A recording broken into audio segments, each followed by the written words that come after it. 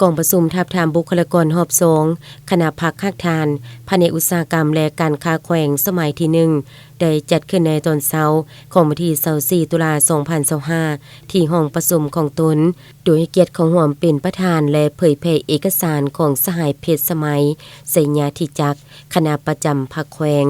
สหายคอนสวรรค์สุขเสริมกรรมการภาคแขวงเลขาคณะพักคักทานแผนกอุตสาหกรรมและการค้าแขวงมีคณะรับผิดชอบสุขยูการดำเนินกองประชุมใหญ่ขั้นแขวงคณะพักคักทานเลขาหน่วยภาคตลอดฮอดสมาชิกพรรคพนักงานภายในฮักฐานของตนเข้าร่วมในพิธีสหายเพชรสมัยไสญาธิจักรยังได้มีคำเห็นอบรมและให้ทิศชี้นำต่อกองประชุมเพื่อเป็นบทอิงให้สมาชิกพรรคที่เข้าร่วมได้พร้อมกันค้นคว้าพิจารณาและนำใช้สิทธิประชาธิปไตยของตนปอนบาททับทามบุคลากรเข้าใน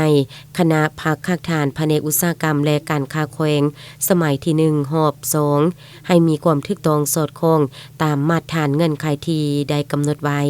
พร้อมเดียวกันนั้นสหายยังได้เรียกร้องมายังสมาชิกพรรคแต่ละสหายจงได้เอาใจใส่กำแน่นโครงประกอบบุคลากรซึ่งต้องประกอบด้วยเพศเผ่าทั้งรับประกันให้มี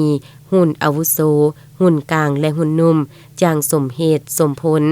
พร้อมทั้งมีทัศนะการเมืองที่หนักแน่นและเอาใจใส่อย่างเป็นเจ้าการในการลงคะแนนเสียงทาบทามบุคลากรรับสมัครเลือกตั้ง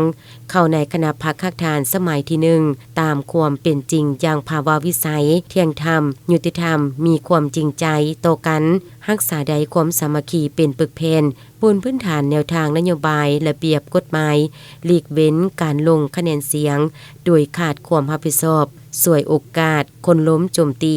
ใส่หายป้ายสีซึ่งกันและกันหรือมีทัศนะอื่นๆที่บ่ถูกต้องซึ่งจะพาให้เกิดมีการเสื่อมเสียต่อบทบาทการนำพาของพรรคหลังจากนั้นสหายเลขาคณะพรรคคักทานยังได้ขึ้นผ่านบทสำรวจนำพารวมเพื่อเป็นการสรุปราคาคืนการจะตั้งปฏิบัติเวียกงานรอบด้านภายในแผนกการของตน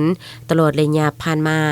และในตอนท้ายของกองประชุมบรรดาสมาชิกพรรคที่เข้าร่วมยังได้พร้อมกันดำเนินการปอนบัตรทับทามบุคลากรรอบ2คณะพรรคคักทานแผนกอุตสาหกรรมและการค้าแขวงสมัยที่1อย่างเป็นทางการ